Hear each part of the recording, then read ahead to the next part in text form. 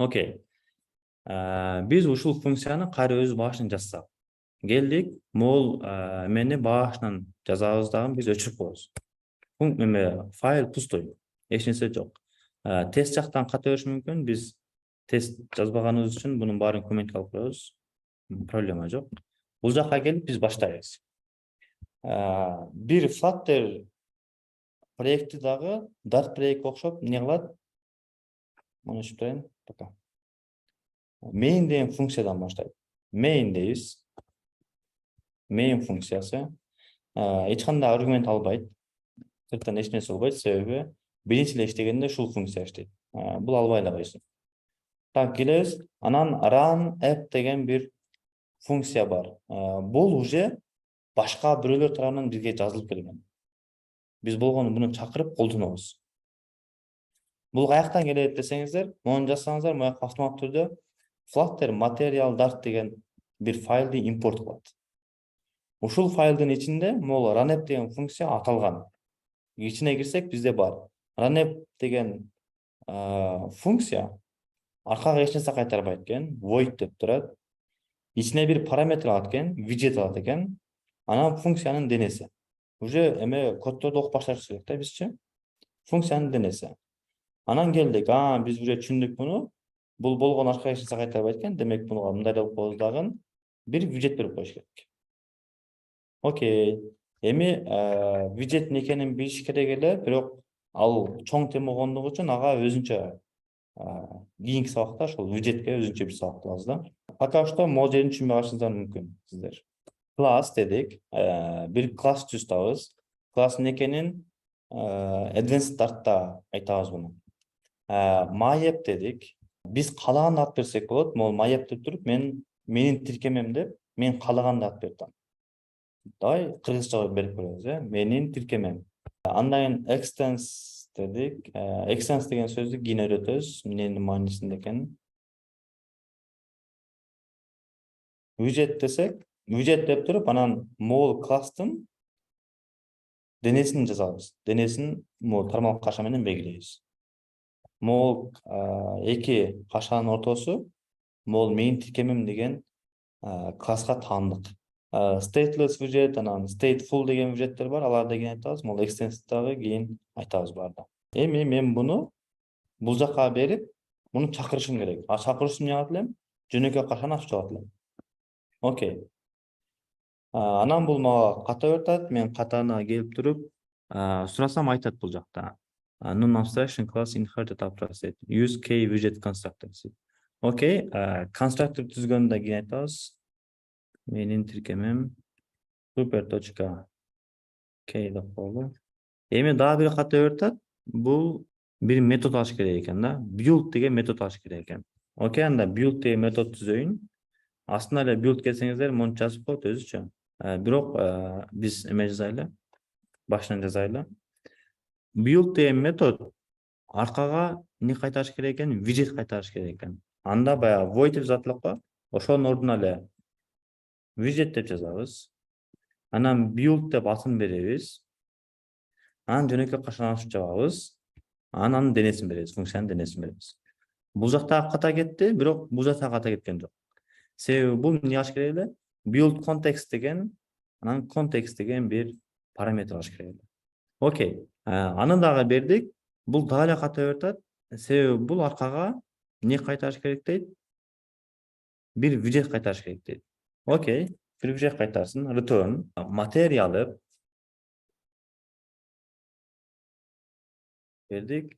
Анан могул жакка мен пока override жазып коеюн да, аны кийин айтабыз override экен.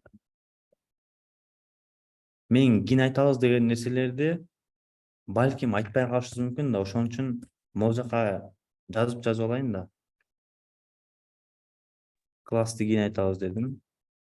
Сабактын аягында мен кыскача айтып берем. Түшүнбөшүңүздөр мүмкүн, бирок мен кыскача айтып берем буларды.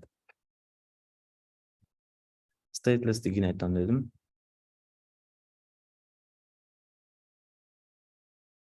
Анан override'ти. Калгандар түшүнүктүү эле. Консторду буларды окуйбуз. Build деген сөзсүз түзүлүш керекпи? Кат Build койсо деген сөз болбойбу? болуш Build керек. сөз болуш Жок, керек. жок. Build 01 десеңиздер болбойт. Же build D-ны B-га алмашып койсоңуздар да болбойт. Сөзсүз аты ушундай болуш керек. Bunun da түшүндүрмөсү бар негизи. Бирок азыр айтсам, менимче болот. Окей. Материал app. Эми бул эмне алат экен ичине карайбыз. Ичине келсек, бул бир home деген алат экен. Анан title алат экен. Баягы биз көргөн title ушул болчу. Title дейбиз. Flutter demo болчу. Demo. Окей. Андан кийин дагы эмне алыш мүмкүн? Тема алыш мүмкүн. Бул эмне кылат? Биз азыр бир приложение жасабыз да. Бул приложениябыздын эң негизги бөлүгү. Неге эң негизги бөлүгү? Себеби материал app деген бар. Материал app бир приложенияда бир эле жолу болот. Бир эле жолу колдонобуз да. Ошол приложениянын атын, приложениянын эң негизги бере турган, мисалы, приложениянын тилин ушул жактан беребиз, кайсы тилде иштейт, жосом кайсы тилдерде иштейт, ошону мындай глобалдуу нерселерди беркенде ушул материал appке беребиз да. Биздин эми приложениянын бир темасы болот, light тема болушу мүмкүн, dark тема болушу мүмкүн. Же болбосо баягы приложенияда бир түс көп колдонот го, мисалы, WhatsApp'та жашыл, Instagram'да баягыдай кызгыч сары түс, Facebook'та көк деген ошондой түстөрүн могул жактан беребиз. Theme data деп коет. Theme data use material 3 дегенде турулуп коелу. Андан кийин дагы эмне алат? Бул home алат. Эми home не? Home'га келсек, дагы бир widget бар экен. Widget өткөндө бир баракча түзүш керек. Приложениябызда көрүнө турган бир баракча. Баягы бул жакта үстүндө app бар, Flutter title деген, могул жагында бир жазуу менен бир сан турбады эле. Ошол баракчаны биз могул home'га беребиз. Ал баракчаны кантип беребиз? Scaffold дейбиз. Scaffold деген нерсе, монда үстүнө келсеңиздер, бул жакта өзү айтып турат. Англисче билсеңиздер айтып турат да, бирок эгер билбесеңиздер, негизи келиш керек. Мына, монтип келет. Мондай бир баракча сиздерге түзүп берет. Бирок аппак, молору жок. Ошол аппак баракчаны түзүп бериш үчүн биз scaffold колдонобуз. Эми биз ушул scaffold'ду түзгөндөн кийин приложениябызды run кылсак болот. Могул run app деген менин приложениямды жүргүз деген. Могул функция келет да. Компайлер келет, main'ди окуйт, main ичинде менин функциямды жүргүз деп, менин функциям дегендечи. Менин приложениямды жүргүз деп турат. Ошону жүргүзүп баштайт. Анан бул жакка келет, материал app менин приложениямдын негизги тайтлы, баягыдай тексти, Flutter demo, менин приложениямда материал 3-тү колдоном. Анан home пока баракчасы пустой бир баракча, аппак бир баракча. Муну жүргүзөлү, көрөлү. Окей, бизге карасаңыздар аппак баракча келди. Могул жерде бир эме болсун. Бир app бар болсун. Бизде app бар дейт да, кыргызчасын таппадым, эмне деп койсок. Үстүндө бир баягыдай тайтл жазган бир жер болсун, Flutter'да буну app бар деп коебуз. Анан app барга app бар беребиз. Десек, бир app бар келди. Буга бир тайтл берсек, тайтлына текст. Могул жерге бир тайтлга текст жазайын да. Тексттин ичине бир эмне деп койсок, Flutter курс 15. Ал эми биз түстү өзгөрткүбүз келсе, бул жакка келип primary color десек, colors.orange болсо, анда могул app бардын арканкы түсүн өзгөрт дейбиз. Background colors. Могул түс эмне экен? Не десек? Colors. Десек, да, буга деле orange деп коебуз. Карасаңыздар, мындай кандай? Pink. Pink, Фиолетовый, purple болот да. purple. Агай, мисалы азыр башкача ачыгыраак түз беребиз десекчи, ошондо мисалы пинктин деле түрлөрү бар да, ошондой кылсак болобу же болбойбу? Могул жерде мындай эткенде.